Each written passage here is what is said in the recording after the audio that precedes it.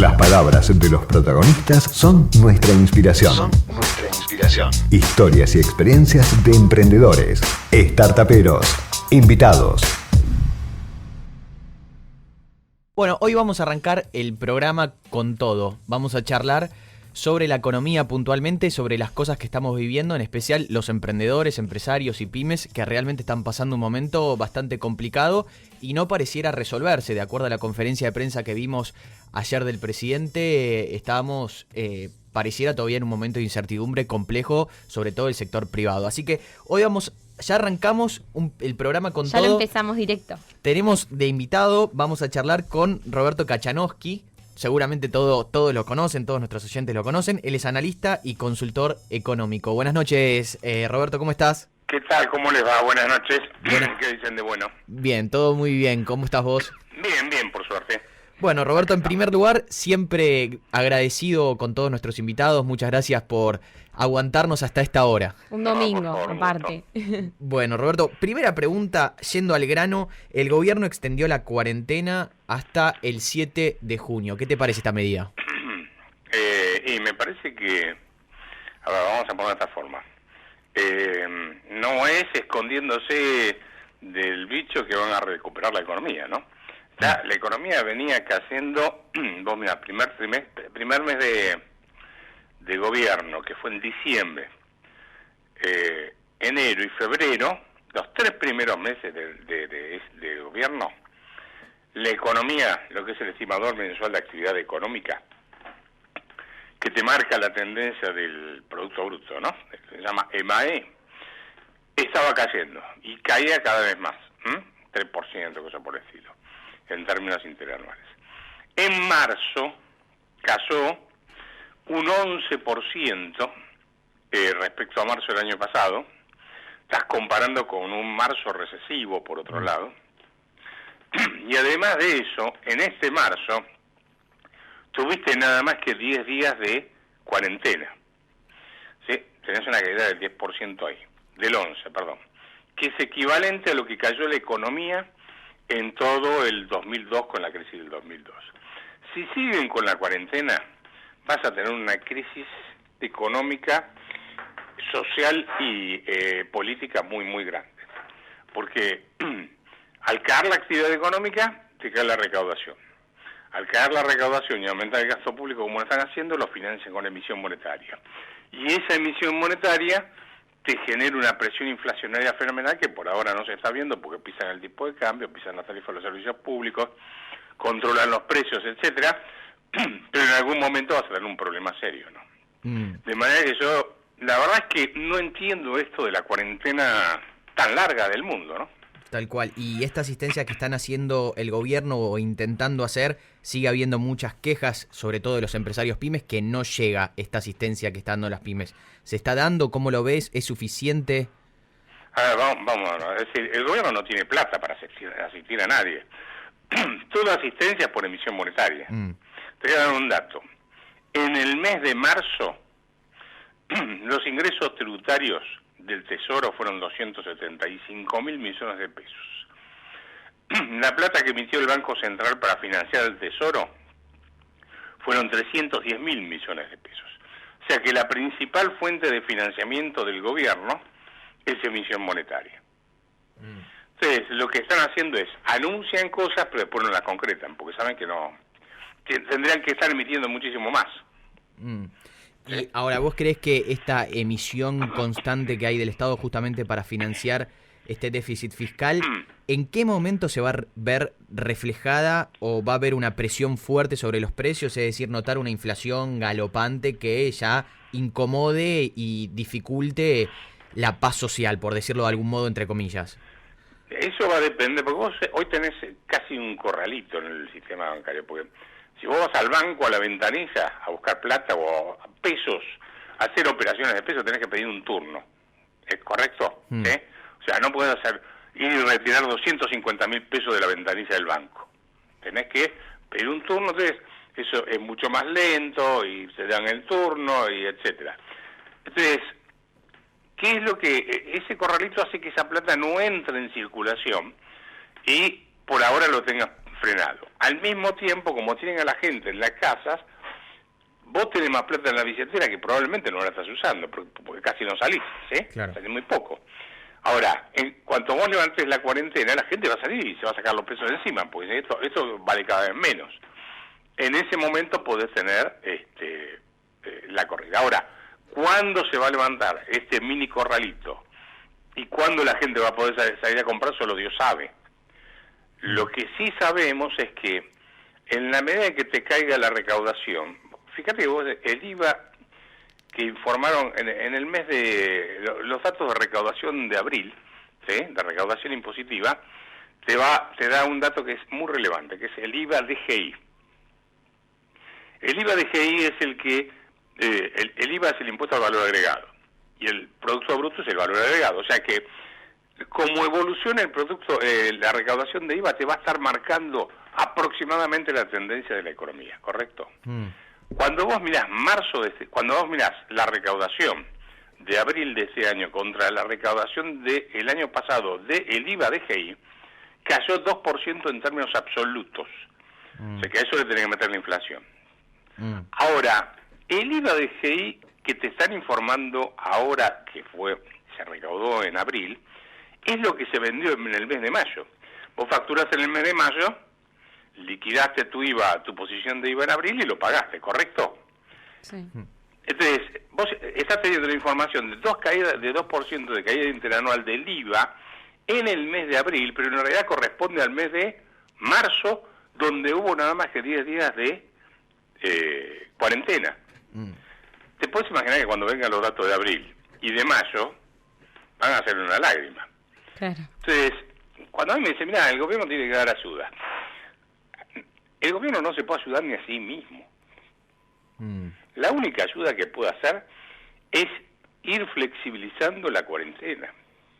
Vos fíjate, ayer el presidente le preguntaron a alguien, la primera pregunta fue, bueno, ¿qué hacemos con los comerciantes? Porque hay un montón de gente que no tiene local y no puede trabajar. Entonces dijo, bueno, dio una serie de datos, etcétera, y con la capital federal abrieron y vendieron el 30% de lo que venden normalmente. No sé si recuerdan esa respuesta. Sí. Muy bien. Si hay poca gente, dice, no aparecen los clientes. Respuesta, bueno, si no aparecen los clientes, ¿cuál es el problema de que abran? ¿Para qué cerrarlas? ¿Para qué? ¿Por qué le prohibís abrir? Si no vas a tener contagios. La gente no va. Claro, totalmente. Roberto, buenas noches, soy ¿Qué Yanina. tal? ¿Cómo estás? Bien, ¿vos? ¿Vos creés que el gobierno está cómodo manteniendo la cuarentena así y siguiendo extendiendo, o sea, que sigue extendiéndola? Yo creo que sí. Yo creo que la cuarentena dejó de ser un problema de salud para pasar a ser un problema, o mejor dicho, una cuestión de estrategia de ver qué hacen. A ver, en la Argentina, fíjate, vos vas a tener los permisos para poder circular, ¿sí? Eso va a ser para todo el AMBA. En todo el AMBA hay 4.000 permisos otorgados y 4 millones de permisos. Y en total en el país 8. Ahora, ¿cuántas personas hay infectadas en el AMBA? 9.931. O sea que con 4 millones de permisos otorgados, tenés infectado solo el 0,24% de la gente que está circulando. Claro. Y no te estoy contando el tipo que va al supermercado, el tipo que va a la farmacia, que saca a pasear el perro, que va a comprar el diario. Tal cual. O sea, estás parando la economía por nada. Tal cual. Yo ahora te voy a sacar de este tema puntualmente de la cuarentena. Vos sabés que la semana pasada, a raíz de unos dichos de Fernanda Vallejos, la diputada, y después luego se viralizó a través de distintos ministros, en el caso del ministro de Trabajo, en el caso del ministro de Educación, etcétera, este avance del gobierno sobre el sector privado, en particular el avance sobre las empresas que habían recibido esta asistencia del Estado. ¿Cómo lo ves esto? Mira, ellos lo que quieren es la plata que vos generás. Ellos no quieren trabajar. Lo que quieren es que vos trabajes y le des la plata a ellos.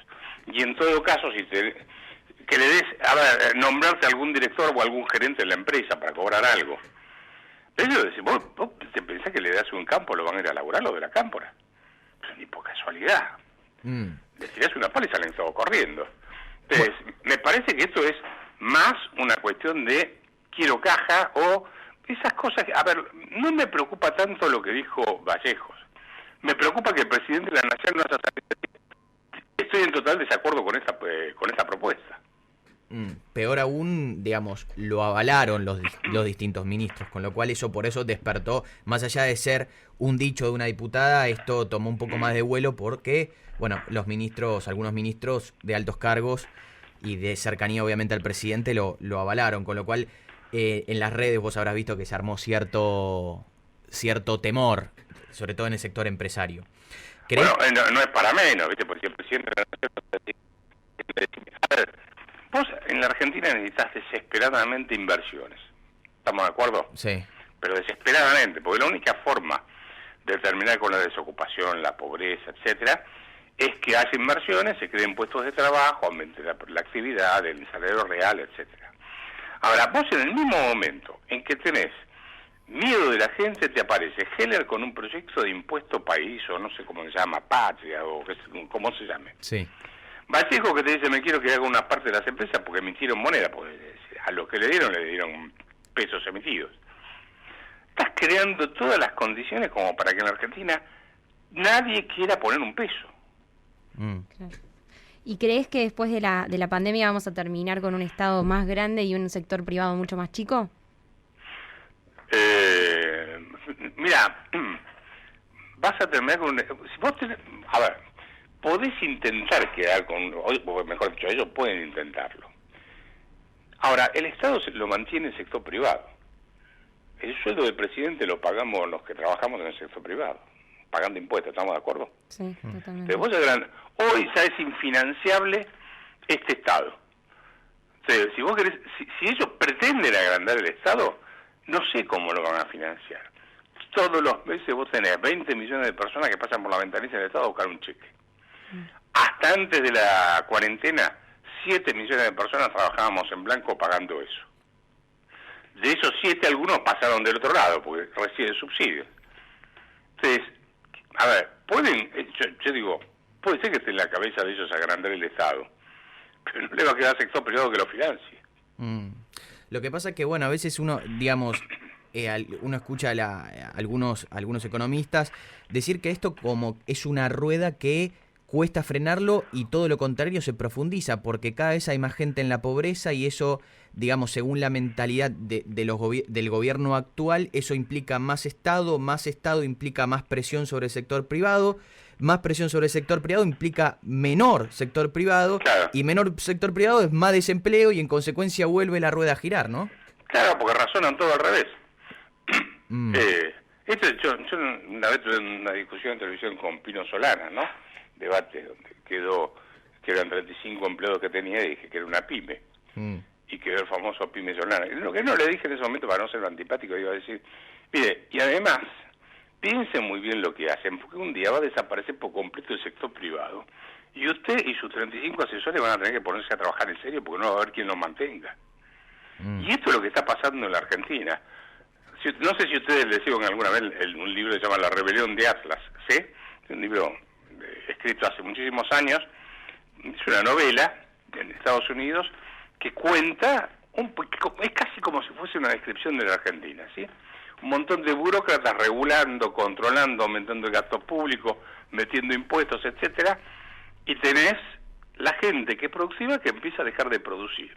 No voy a contar el final porque si alguno quiere leer el libro, como se dice, era espoliar, ¿no? Exactamente. Sí. Bueno, no voy a espoliar. Pero vos lees el fin de ese libro y decís, Argentina tiene ese destino, tiene el destino de la rebelión de Atlas.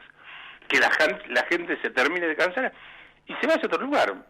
La cantidad de gente que conozco que está viendo en Uruguay la opción de invertir, y te puedo asegurar que si Uruguay, la calle Pou, hace las reformas que está pensando en materia de residencia fiscal, va a ir la gente a hacer... O sea, no es que va a ir el profesional a laburar.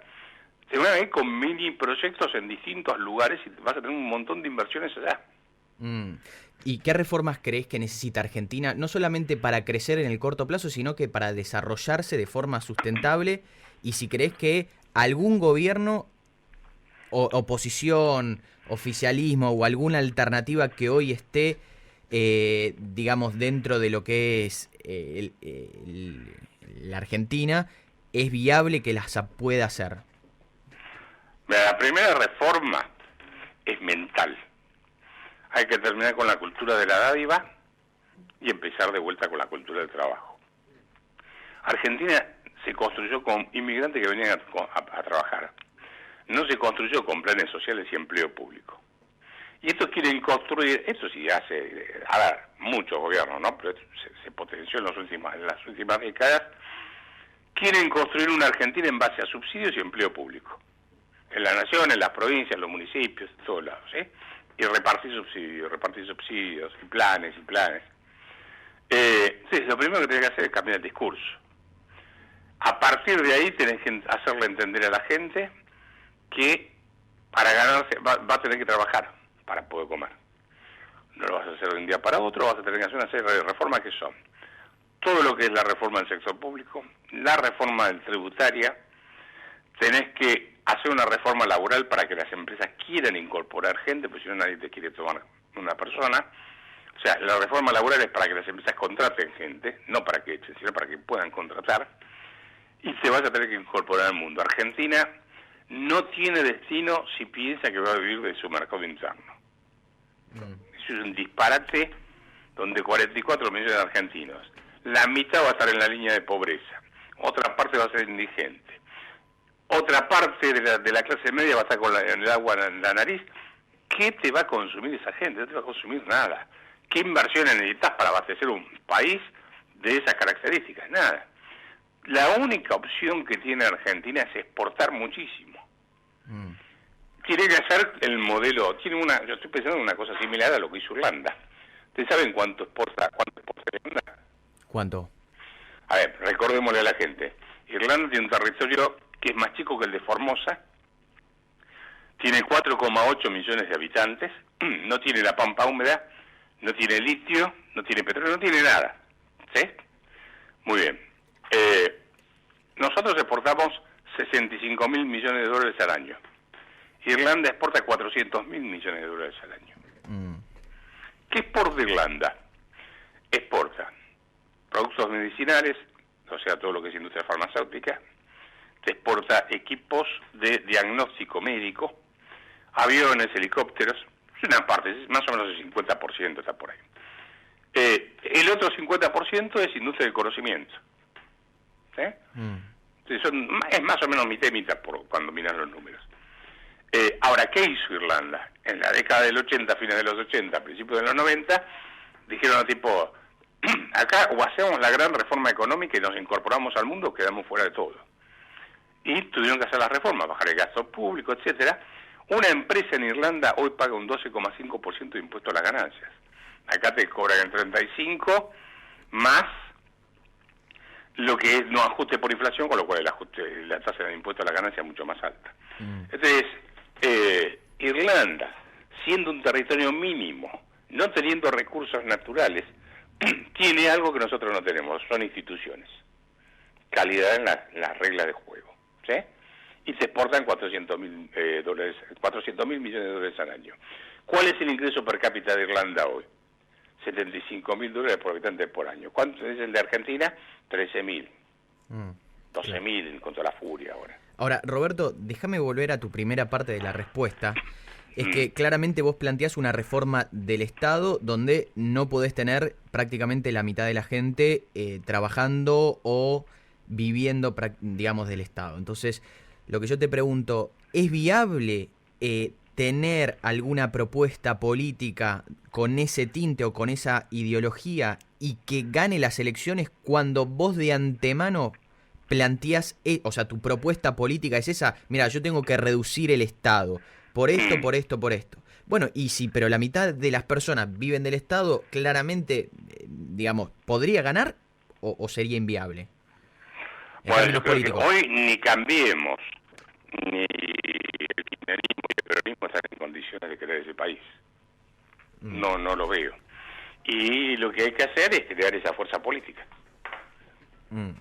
¿Vos creés viable que esa fuerza política pueda... con este discurso, poder tener poder ganar una elección presidencial, por ejemplo? Mirá, depende, a ver, esto va a llevar mucho tiempo, si se arma esa fuerza política va a llevar mucho tiempo. Porque vos, suponete, se presenta un candidato a presidente y gana, no tiene la mayoría en el Congreso, no le votan nada, ¿sí? De manera que esa fuerza política hoy no existe, hay que crearla. Tiene que empezar a ganar las elecciones y la realidad forzar a que haya algún cambio. Es posible que ante una gran crisis la gente te diga, bueno, hagan lo que hay que hacer, pero encárgate. Eso fue lo que pasó con la hiperinflación. Claro. ¿Sí? Es más fácil resolver un problema cuando estás en una gran crisis que cuando estás en el medio o todavía avanzando. Porque llega un punto donde la gente está tan desesperada que te dice, bueno, haz lo que quieras, pero hace algo. Entonces, puede ser que en ese momento cambie su política y en vez de estar revoleando planes sociales como estuvo revoleando durante 4 años, empieza a hacer un discurso distinto, ¿sí? Y eso, bueno, te puede ayudar a ganar una elección. Ahora, si no se hace eso, yo te diría, no le veo mucho, le veo el final de la rebelión de Atlas. Lean la rebelión de Atlas. Ya lo anotamos para leerlo, sí. Anoten, Ayn Rand, se van a asustar porque es un libro muy largo, Ah, bueno. Te intimida cuando lo ves. El resumen a lo sumo. Y Roberto, te hago una última pregunta, ya para cerrar este último minutito que tenemos. ¿Cómo crees que impacta el default en el sector privado? ¿Se puede estar peor? No, yo creo que hoy el default no te va... A ver, si alguien pensaba invertir en la Argentina, no pensaba invertir en la Argentina, no va a dejar de invertir porque estamos en default, ¿sí? Lo que puede pasar en algún momento, que creo que tampoco ahora va a pasar, es que esto pasó en la época del kirchnerismo antes. Si vos tenías que importar alguna mercadería, tenías que poner la plata de frente y algún insumo, ¿no? Para producir. Y cuando estaba la plata, recién ahí te mandaban el barco con la mercadería, no te la mandaban antes, tenías 0 crédito, ¿sí? Entonces, eso te puede complicar, no tenés crédito comercial, para ponerlo de alguna forma, como sector privado. Lo que pasa es que vas a entrar en una recesión tan grande que nadie va a estar importando casi nada. Claro, totalmente. Bueno, Roberto, muchas gracias por tu tiempo, por la entrevista, súper claro como siempre. Así que bueno, te agradecemos y ya te dejamos para ir a descansar. Estaba viendo una película, así que voy a seguir viendo una película. Bueno, en Netflix. Bueno, que la pasen bien, gracias, hasta luego. Buenas noches, gracias. Nos informamos, debatimos, escuchamos y pudimos opinar y aprender la realidad que nos toca a todos. Así termina Startaperos. Así termina Startaperos. Un programa hecho por y para emprendedores. Nos reencontramos el próximo domingo a las 22. Por Millennium 106.7.